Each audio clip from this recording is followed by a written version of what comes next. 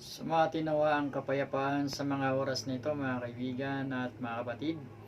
Bagong lahat, nais ko muna na pasalamatan natin ang kahanga-hanga, kamanga-mangha, kagilagilalas, kagulat-gulat, kagimbal-gimbal at akilakilabot na kapangyarihan. Walang iba kundi ang ating nag-iisang Diyos na buhay, ang bugtong at buhay na Diyos na mga Diyos, Panginoon Jesucristo na pinaka makapangyarihan sa lahat. Mga kaibigan at mga kapatid, nakakalungkot pong isipin na tayo po ay dumadanas ngayon ng napakabigat na pagsubok. Katulad nitong sinatawag nating coronavirus na ito, na siyang nagpapahirap po sa hindi lang sa bansang Pilipinas, kundi sa buong mundo, at kumitil na rin ito ng napakaraming buhay. Sa mga pagkakataon pong ito ay may nais iparating po sa atin ang Panginoong Jesucristo sa ating lahat, na dapat po tayo ay magbalik loob na po sa Kanya. Tayo ngayong mga natitirang buhay ay dapat magbalik loob sa Kanya. Iwanan natin ang ating mga masamang pamumuhay. Ang dapat makita sa atin yung kalarawan ng ating Panginoong Jesucristo. Kaya ito po ang nais iparating ng ating Panginoon sa ating lahat, mga kaibigan at mga kapatid. Bilang isang tagapaghayag, bilang isang mensahero ng kanyang mga banal na salita, ay may nais siyang iparating sa ating lahat, na dapat tayo po ay magsisi na sa lahat ng ating mga nagawang kasalanan. Iwanan natin ang masamang pamumuhay na ito, yung tinatawag na makasanlibutang pamumuhay, dahil ang lahat ng mga bagay na ating kinahumalingan sa sanlibutan ito ay pansamantala po lamang. Pero yung pinakamahalaga sa lahat, yung kaligtasan po ng ating kaluluwa pagdating ho ng takdang panahon. Bilang isang tagapaghayag ay mayroon po akong tungkulin na nais iparating sa inyong lahat. Sapagkat sinabi dito sa aklat ho ng Ezekiel 3:17, eto, pakinggan ho natin ang sinabi sa banal na kasulatan. Sabi niya dito, "Tao, ginagawa kitang bantay ng bansang Israel. Ano man ang sabihin ko sa iyo, sasabihin mo sa kanila bilang babala. Maaaring ito'y hatol ng kamatayan para sa masama, at kapag hindi mo sila pinagsabihang lumayo sa kasamaan, mamamatay sila sa kanilang kasamaan. Ngunit pananagutan mo sa akin ang kanilang kamatayan." Yan, napakalinaw po. Kaya sabi pa rin niya dito, ngunit wala ka ng pananagutan kung ayaw nilang talikdan ang kanilang kasamaan matapos mo silang bigyan ng babala. Kaya malinaw po, mga kaibigan at mga kapatid, na bilang isang tagapaghayag, bilang isang mensahero ng kanyang mga banal na salita, ay may tungkulin po ako na nais iparating sa inyong lahat. Sa panahon natin ngayong nangyayari itong tinatawag natin na coronavirus na ito, na nagpapahirap pa hanggang sa atin sa panahon po natin ngayon, ay ang nais iparating ng ating nag-iisang Diyos na buhay, ang bugtong at buhay na Diyos, Panginoon Jesucristo, ang pinakamapangyarihan sa lahat, ay dapat na po tayong magbalik loob sa Kanya. Magsisi sa lahat ng ating mga nagawang kasalanan. At dapat po tayo ay tiklop tuhod na lumapit, manalangin po sa Kanyang dakilang pangalan. Mga kaibigan at mga kapatid, sa mga oras na ito, kung kayo po ay nanonood, naway buksan po natin ang ating puso at isipan. Tapusin po natin ang tinatawag na pakikinig ng mensaheng ito, sapagkat ito po ay napakahalaga, na ito po ay dapat maunawaan natin ang mensahe na naisiparating po ng ating nag-iisang Diyos na buhay para sa ating lahat. Kaya mga bagay na ito ay hindi lang ho tinatawag natin na babala, kundi ito po ay kaparusahan sa mga taong gumawa ng sobra-sobrang kasamaan. Sa panahon natin ngayon, sa mga huling araw na ito, ay kung bakit nangyayari ang ganitong klaseng trahedya, ay dahil na rin ho sa lumalala na kasamaan ng tao. At ito po ay hula sa mga huling araw na ito, sa panahon natin ngayon, sapagkat ito yung tinatawag natin na mga huling araw na ito, ay mayroong hula na nakasaad sa banal na kasulatan. At kung bakit nangyayari itong tinatawag natin na salot na ito, na kumitil ng libo-libong tao, at ito'y pakinggan natin ang sinabi sa banal na kasulatan sa aklat ng ikalawang Timoteo. Yan. 3 po, 1 hanggang 2. Ito, pakinggan mo natin ang sinabi sa banal na kasulatan. Sabi niya dito, tandaan mo ito, mababatbat ng kahirapan ang mga huling araw na ito, ang mga tao ay magiging makasarili, gahaman sa salapi, palalo, mayabang, mapangalipusta, suwail sa magulang, walang utang na loob, at higit sa lahat, lapastangan sa Diyos. Ito po yung nangyayari sa panahon natin ngayon. Kung bakit tayo ay binigyan ngayon ng napakabigat na pagsubok na ito, ay dahil na rin ho sa lumalalang kasamaan ng tao. Kaya, ang mga bagay na ito, isipin nyo na lamang ho, sa panahon natin ngayon, sa mga huling araw na ito, ay sariling anak, di ba? Yung binibinta ng sariling ina sa mga dayuhan.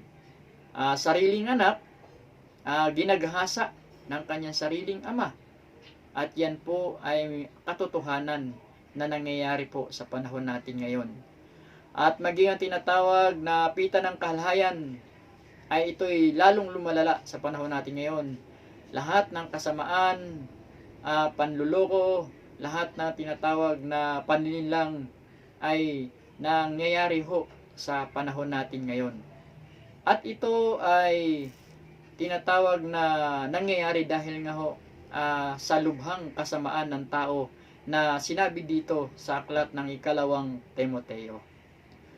Kaya, ano po ba ang dapat natin gawin, mga kaibigan at mga kapatid?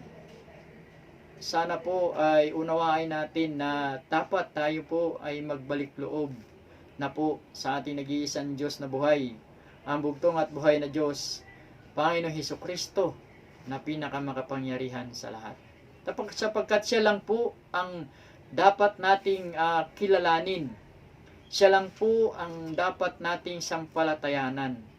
Sapagkat lagi nating napapakinggan ang talata na sinasabi dito sa aklat ng Juan 3:16 po. Ito sinabi sa banal na kasulatan, sabi niya dyan, gayon na lamang ang pag-ibig ng Diyos sa sanlibutan, kaya't ibinigay niya ang kanyang bugtong na anak upang sino man ang sumampalataya sa kanya ay hindi mapapahamak, kundi magkakaroon ng buhay na walang hanggan. Kaya walang iba kundi ang ating bugtong at buhay na Diyos, Panginoong Hesukristo, na pinakamakapangyarihan sa lahat. Siya lang ho ang dapat nating kilalanin, siya lang ho ang dapat nating sampalatayanan. Kaya sa mga oras na ito, kung tayo po ay nanonood, naway ipagpatuloy po natin. Huwag ho tayong maiinip dahil marami sa mga tao ngayon ang tinatawag natin na naiinip sa tinatawag na pakikinig ng mga mensahe ng salita ng ating Panginoong Hesukristo. Ito po ay hindi ho dapat natin ugaliin ang mga bagay na ito, sapagkat ito ang makapagliligtas sa atin pagdating ho ng takdang panahon, ang tinatawag natin na banal na kasulatan. Kaya sabi niya dito sa Hebreo 4:8, sabi sa banal na kasulatan, Hebreo 7, pakinggan mo natin. Yan. Hebreo 4:7, sabi niya dito, kaya't muli siyang nagtakda ng isang araw. Ngayon, pagkalipas ng napakatagal na panahon, sinabi niya sa pamagitan ni David, kapag narinig ninyo ngayon ang tinig ng Diyos, ang inyong puso'y huwag patigasin. Di po ba, mga kaibigan at mga kapatid, talagang minsan napakatigas po ng ating puso. Hindi natin kayang tapusin ang mga mensahe na atin hong napapakinggan dahil tayo po ay naiinip Pero ito po ang mga mensaheng ito po ang daan para makamit natin yung kaligtasan ng ating kaluluwa pagdating ho ng takdang panahon. Mga kaibigan at mga kapatid, sa mga oras na ito, kumakatok po sa ating puso ang ating nag-iisang Diyos na buhay, ang Panginoong Hesukristo na pinakamakapangyarihan sa lahat. Naway pagbuksan po natin siya sa ating puso, dahil ito po ay napakahalaga na dapat po natin gawin. Sinabi niya dito sa aklat ng Pahayag, pakinggan ho natin ang sinabi sa banal na kasulatan. Sabi niya sa aklat ng Pahayag 3:20. Yan, pakinggan natin. Sabi niya dito, nakatayo ako sa labas ng pintuan at kumakatok. Kung di rin gininuman ang aking tinig at bubuksan ang pinto, ako'y papasok sa kanyang tahanan at magkasalo kaming kakain. Napakalinaw po ang sinabi sa mensahe ng ating pagtutong at buhay na Diyos, Panginoon Hesukristo ang pinakamakapangyarihan sa lahat. Sa mga oras na ito ay kumakatok po siya. Hindi ho to literal na papasok siya, kumakatok siya sa ating pintuan. Hindi po. Ang kahulugan nito ay kumakatok siya sa ating puso. Sa mga oras na ito, mga kaibigan at mga kapatid. Kaya sabi niya, kung di rin gininuman ang aking tinig, sabi niya, bubuksan ang pinto, ako'y papasok sa kanyang tahanan, magkakasalo kaming kakain. Ibig sabihin ito, dadamayan kanya sa mga pagsubok na yung mga pinagdadaanan sa iyong buhay. Bibigyan niya ng kagalingan ang lahat ng iyong mga karamdaman. Bibigyan niya lahat ng solusyon ang lahat ng iyong mga problema. Magkakaroon ka ngayon ng karamay. Magkakaroon ka ng kasalo sa mga pagsubok na atin hong pagdadaanan. Napakahalaga po mga kaibigan at mga kapatid, lalo na sa panahon natin ngayon na talagang wala ho tayong ibang pagkakapitan kundi ang pananampalataya sa ating nag-iisang Diyos na buhay, ang bugtong at buhay na Diyos, Panginoon Hesukristo ang pinakamakapangyarihan sa lahat. Hindi lang ho itong mga bagay na darating, marami pa po, pero ang mahalaga ho, dapat tayo ay magbalik loob na po sa Kanya. Ito ang talagang napaka-importante na dapat po natin gawin. Alam kong lahat tayo ay may mga pinagdadaanan po sa ating buhay. May mga problema tayo, may mga pagsubok tayo, mga pinagdadaanan. Tayo po ay nakakagawa ng napakabigat na mga pagkakasala, ang mga mabibigat na pagkakamali sa ating buhay. Pero ang ating nag-iisang Diyos na buhay, ang ating bugtong at buhay na Diyos, Panginoon Hesukristo na pinakamakapangyarihan sa lahat po tayo ay binibigyan niya ng pagkakataon po sa ating buhay na magbalik loob sa Kanya. Eto, sinabi niya dito sa aklat ng Isaias, pakinggan ho natin ang sinabi sa banal na kasulatan, Isaias 1:18. Ito sabi sa banal na kasulatan, sabi niya, halik kayo at magpaliwanagan tayo. Gaano man karami ang inyong kasalanan, handa akong ipatawad ang lahat ng iyan. Kahit na kayo'y marumi sa kasalanan, kayo'y magiging busilak sa kaputian kung kayo'y susunod at tatalima. Napakalinaw po mga kaibigan at mga kapatid na sinasabi po ng ating Panginoong Hesukristo, lahat po tayo ay binibigyan ng pagkakataon na magbalik loob sa Kanyang dakilang pangalan.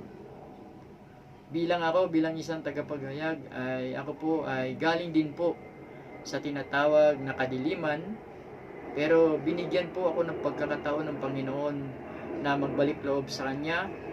At eto ay bilang isang tagapaghayag ay ibinabahagi ko ang mga bagay na ito para po ito ay makamit din po natin, makamit natin lahat ang kaligtasan po ng ating kaluluwa.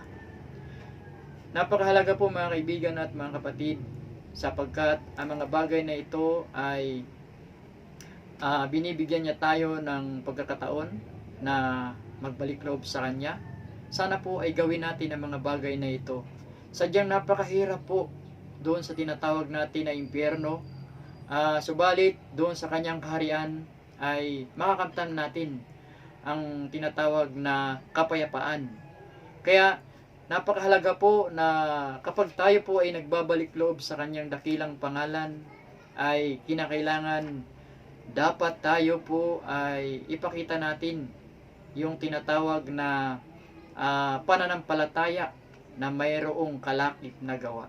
Sapagkat napakaraming tao na sinasabi nila na sila daw po ay nagbalik loob na sa ating nag-iisang Diyos na buhay, sa ating bugtong at buhay na Diyos, Panginoon Jesucristo, ang pinakamakapangyarihan sa lahat. Pero pakinggan po natin ang sinasabi sa banal na kasulatan tungkol doon sa mga taong sinasabi nila na sila daw po ay nagbalik loob na. Pakinggan natin dito ho, sa aklat ho ng Santiago. Eto, pakinggan ho natin ang sinabi sa banal na kasulatan. Ito ay napakahalaga pa rin po na mapakinggan po natin. Sabi niya dito, sa aklat ng Santiago 2:14, sabi niya dito, mga kapatid, ano ang mapapala ng isang tao kung sabihin man niyang siya'y may pananampalataya, ngunit hindi naman niya pinapatunayan sa gawa? Maliligtas ba siya sa ganong uri ng pananampalataya? Kaya malinaw po mga kaibigan at mga kapatid, ang ibig sabihin nito ay kung tayo ay talagang nagbalik loob na sa ating Panginoong Jesucristo, ay kinakailangan ipakita po natin sa gawa. Sapagkat napakahirap po na tayo ay nagsasalita na tayo ay nagbabalik loob na, pero hindi naman ho natin maipakita sa gawa. Hindi pa rin natin kayang talikuran ang ating mga masamang gawain. Hindi pa rin natin kayang talikuran ang masamang takbo ng sanlibutan nito. Ito po ay hindi ho dapat natin gawin. Sapagkat ang tunay tayo na nais natin na makamtan ang kaligtasan, nais natin na mapabilang sa kaharian ng ating Panginoon Jesucristo, ay ipakita daw natin sa gawa yung ating pananampalataya.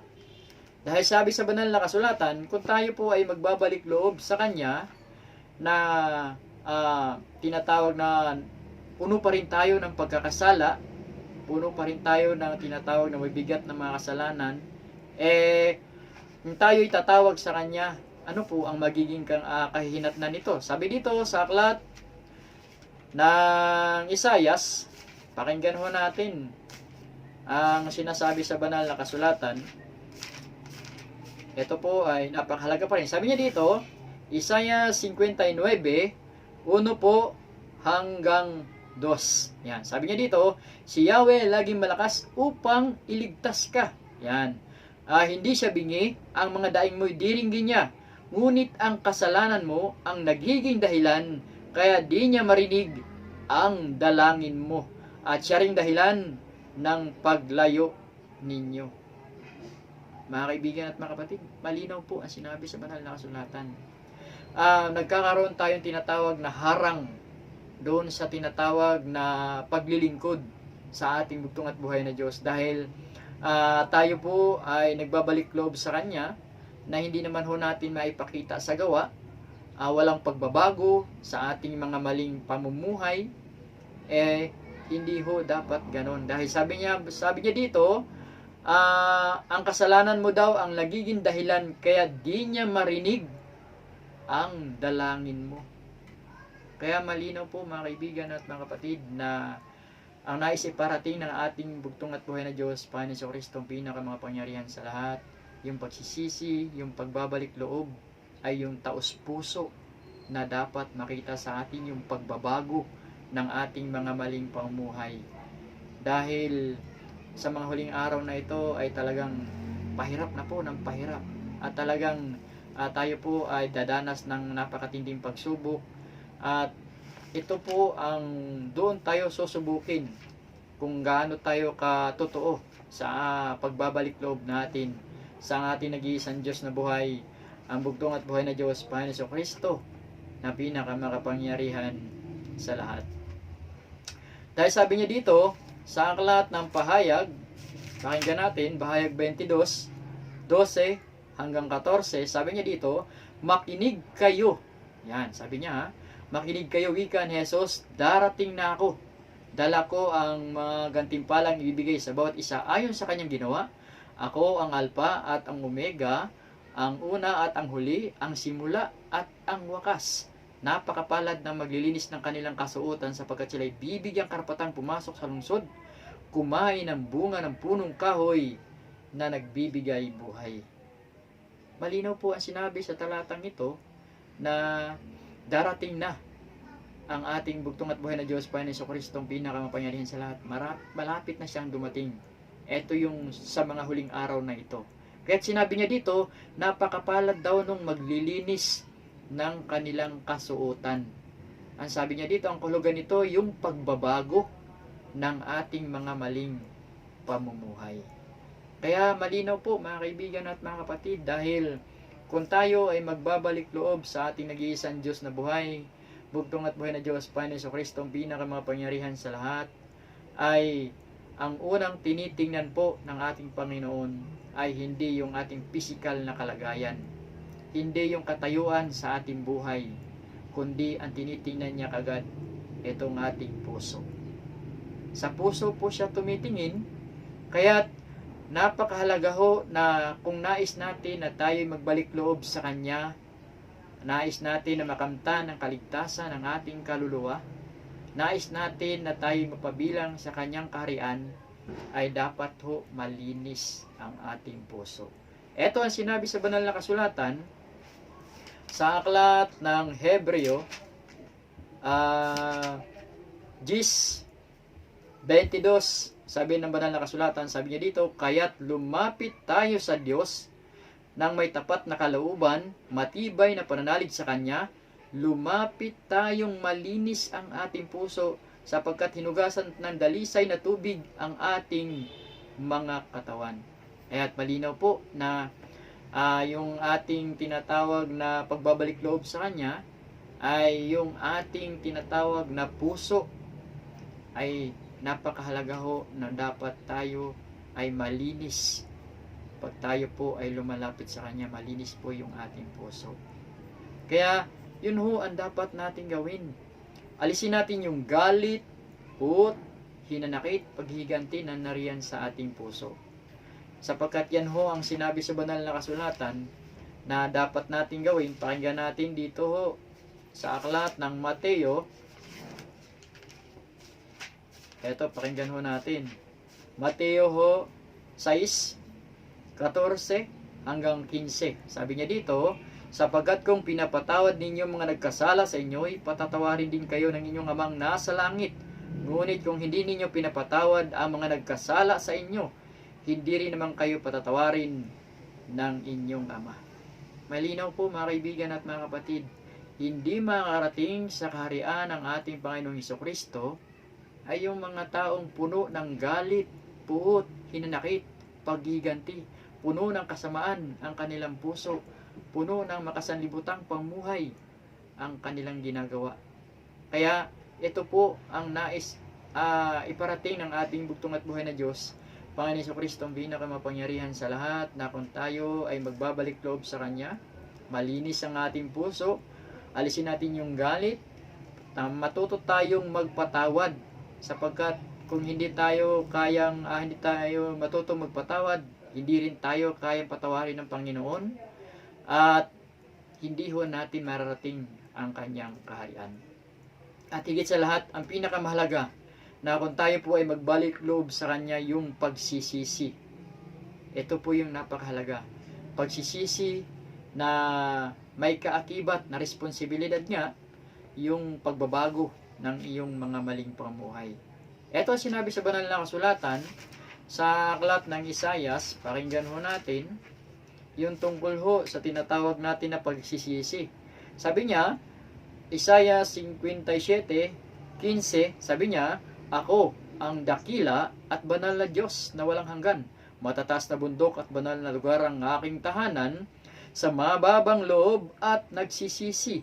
Ako ay sasama, aking ibabalik ang pagtitiwala nila at pag-asa. Malinaw po mga kaibigan at mga kapatid na yun ho ang nais iparating sa atin ng Panginoon. Yung pagsisisi, yung pagbabalik loob sa Kanya. Ito po ang pinakatema ng ating mensahe na dapat tayo po ay magbalik loob na sa Kanya. Sa panahon natin ngayon, talagang napakahirap po na wala tayong masasandalan, wala tayong masasandigan sa ating buhay. Nandyan po ang nag-iisang Diyos na buhay, ang bugtong at buhay na Diyos, Panginoon Kristo, ang pinakamakapangyarihan sa lahat. Nandyan po siya para po tayo ay alalayan, tayo po ay damayan sa mga problema na atin pong pinagdadaanan sa panahon natin ngayon sa mga huling araw na ito. Alam po natin na tayo po ay merong minsan nakakaranas tayo ng napakabigat na pagsubok, napakabigat na problema, napakatindi ng mga karamdaman na atin pong pinagdadaanan sa ating buhay.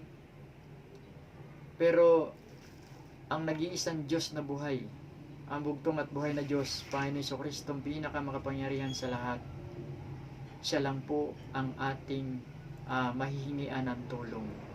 Sa Kanya lang natin makakamtan ang kapayapaan na atin pong inaasam sa ating buhay. Kaya kung minsan wala na tayong malalapitan, minsan wala na tayong matatakbuhan, wala na tayong inaasahan na magtatanggol sa atin, ang minsan litong-lito na tayo, minsan lupaypay na ho tayo, minsan wala na tayong malalapitan, matatakbuhan, pero ang ating nag-iisang Diyos na buhay, ang ating bugtong at buhay na Diyos, Panginoon Kristo, na pinakamakapangyarihan sa lahat, mga kaibigan at mga kapatid, nariyan po siya para po sa atin. Sinabi niya dito sa aklat ng Mateo, pakinggan ho natin ang sinabi sa banal na kasulatan. Dahil ito ang nais iparating ng ating Panginoong Kristo sa ating lahat. Huwag ho tayong mawawalan ng pag-asa sa ating buhay. Siya lang ho ang dapat nating lapitan. Sabi niya dito sa aklat ng Mateo, kaya pakinggan ho natin, at ito'y sadyang napakaganda po na atin pong pinag-uusapan sa mga oras na ito. Sabi niya dito sa Mateo 11:28 hanggang 30, kapag tayo minsan nalilito na, napapagod na tayo, nanlulupaypay na tayo, wala na tayong malalapitan, wala na tayong mapagsusumbungan ng ating mga problema, wala na tayong inaasahan na magtatanggol po sa atin, mga kaibigan at mga kapatid, pakinggan natin ang mensahe ng ating Panginoon sa mga oras na ito. Sabi niya dito, lumapit kayo sa akin. Malinaw po sabi niya dito, lumapit kayo sa akin, kayong lahat na napapagal at nabibigitan ng inyong pasanin, kayo'y pagpapahingahin ko. Pasanin ninyo ang aking pamatok at mag-aral kayo sa akin. Ako'y maamo at mababang loob, makakasumpong kayo ng kapahingahan para sa inyong kaluluwa, sapagkat maginhawang dalhin ang aking pamatok at magaan ang pasaning ibinibigay ko sa inyo. Napakalinaw po, mga kaibigan at mga kapatid. Kaya napakasarap po sa pakiramdam yung meron ho tayong malalapitan, meron tayong kadamay sa ating mga problema, meron tayong mahingian ng tulong, wala tayong hindi kayang ibigay ng tao, hindi kayang ibigay ng ating kapwa-tao ang mga bagay na ito, pero ang ating nag-iisang Diyos na buhay, ang Panginoong Kristo na pinakamakapangyarihan sa lahat, siya ang magbibigay ng solusyon sa lahat ng ating mga pinagdadaanan sa ating buhay. Kaya sabi niya dito, lumapit kayo sa akin, kayong lahat na nahihirapan, kayong lahat na napapagalan, bibigyan ko ng kapahingahan ang inyong kaluluwa. Mga kaibigan at mga kapatid, wala na ho tayong ibang malalapitan, kundi ang nag-iisang Diyos na buhay, ang bugtong at buhay na Diyos, Panginoong Hesukristo, na pinakamakapangyarihan sa lahat. Dahil kung tayo po ay magmamatigas, mga kaibigan at mga kapatid, magmamatigas tayo, ang mga mensahe na ito ay lalabas nyo lang po sa kabilang tainga, at hindi nyo naman po tatanggapin sa inyong puso, at mas mananatili pa rin sa inyo ang tinatawag na kahiligan ng sanlibutan ito, puro kasiyahan, puro kahalayan ang ginagawa po ninyo, ay sabi sa banal na kasulatan, hindi ho natin makakamtan ang tinatawag na kaligtasan ng ating kaluluwa. Pakinggan natin ang sinabi sa banal na kasulatan. Kung tayo po ay babaliwalain po natin ang mensahe na ating napapakinggan sa mga oras na ito, kapahamakan ho ang kahihinatnan ng ating kaluluwa. Sabi niya dito sa aklat ng Pahayag, pakinggan ho natin ang sinabi sa banal na kasulatan. Sa Pahayag 21, sa Pahayag 21 ho, 8, sabi niya dito, subalit kalagim-lagim. Yan po ang magiging kahinatnan ng mga taong talagang magmamatigas at talagang babaliwalain ang kanyang mga mensahe. Sabi niya dito, subalit malagim ang kasapitan ng mga duwag, taksil, nagpasasa sa kasuklam-suklam na kahalayan, mga matay tao, mga nakikiapid, mga mangkulam, mga sumasamba sa Diyos-Diyosan, at lahat ng sinungaling. Sila'y ibubulid sa lawa na naglalagablab na asopre. Ito yung pangalawang kamatayan. Walang humpay na sakit, walang humpay na hapdi, walang humpay na kirot, at walang humpay na dalamhati ang ating maranasan kung tayo po ay hindi susunod, hindi babaliwalain natin ang kanyang mga mensahe na napapakinggan natin sa mga oras na ito. Lahat tayo ay ayaw nating mapahamak ang ating kaluluwa pagdating ng takdang panahon, sapagkat ang gusto natin ay maligtas. Subalit ang napakahalaga po ay maipakita natin yung tunay na paglilingkod, yung tunay na pagbabalik loob, yung makita sa atin yung matuwid na pamumuhay. Dahil kung tayo po ay nakakaranas dito ng kahirapan, kung nakakaranas tayo ng pagsubok, nakakaranas tayo ng napakabigat na problema, puno ng karamdaman, mabibigat na karamdaman, puro kapighatian, puro kalungkutan ang ating nararanasan, doon po sa kanyang kaharian, mapapawi po ang lahat ng mga bagay na yan. Pakinggan po natin ang sinabi sa banal na kasulatan. Kung tayo po ay susunod, tatalima, at uunawain natin ang mga mensaheng ito na ating napapakinggan, at isa sa buhay natin, at susundin natin ang mga ito, napakasarap po mapabilang sa kanyang kaharian. Pakinggan natin dito ho sa aklat ng Pahayag 7, 15. Pakinggan mo natin ang sinasabi sa banal na kasulatan. Ito'y napakahalaga. Sabi niya, yan ang dahilan kung bakit sila'y nasa harap ng trono ng Diyos at naglilingkod sa Kanya araw at gabi sa templo niya, at ang nakaluklok sa trono ang kumukup-kup sa kanila. Hindi na sila magugutom o mauuhaw. Hindi na sila mabibilad sa araw o mapapaso ng anumang matinding init, sapagkat ang korderong nasa gitna ng trono ang magiging pastol nila. Sila'y dadalhin niya sa bukal ng tubig na nagbibigay buhay, at papahirin ng Diyos ang bawat luha ng kanilang mga mata. Napakasarap po mga kaibigan at mga kapatid, na kung dito ay nakakaramdam tayo ng iba't ibang klaseng karamdaman, iba't ibang kapighatian, dito ay nakakaramdam tayo ng sakit, dito ay nakakaramdam tayo na napapaso, naiinitan tayo, dito ay nakakaramdam tayo na nagugutom tayo, dito ay nakakaramdam tayo ng kalungkutan sa ating buhay. Pero doon po sa kanyang kaharian, sabi niya doon, hindi na sila mabibilad sa tindi ng init na araw, at sinasabi pa ron, papahirin ng Diyos ang bawat luha ng kanilang mga mata. Kaya mapakalinaw po mga kaibigan at mga kapatid, ang mga bagay na ito ay magsisilbing daan po para makamit natin yung kaligtasan ng ating kaluluwa. Ito ang mga gabay na dapat ho natin gawin. Kinakailangan pagsisihan, talikuran ang masamang pamumuhay, at kinakailangan magbalik loob na tayo sa ating nag-iisang Diyos na buhay, ang bugtong at buhay na Diyos, Panginoon Kristo, ang pinakamakapangyarihan sa lahat, lalo na ngayon, sa panahon natin ngayon, sa pagsubok na ito na atin hong pinagdadaanan. wala tayong magiging kaagapay, kundi ang ating nag-iisang Diyos na buhay, ang bugtong at buhay na Diyos, Panginoon Kristo, ang pinakamakapangyarihan sa lahat. Kaya kung minsan, mga kaibigan at mga kapatid, na kung napakabigat ng kapighatian na ating pinagdadaanan, napakatindi ng karamdaman na ating pinagdadaanan, pwede po tayong umiyak sa ating nag-iisang Diyos na buhay, sa ating Panginoong Kristo na pinakamakapangyarihan sa lahat. Magsumbong tayo na parang isang bata, humagulhol tayo po ay umiyak sa Kanya, manangis tayo na parang isang bata, na ilapit natin sa Kanya ang lahat ng ating mga problema, ang lahat ng ating mga karaingan, ang lahat ng ating mga pinagdadaanan po sa ating buhay.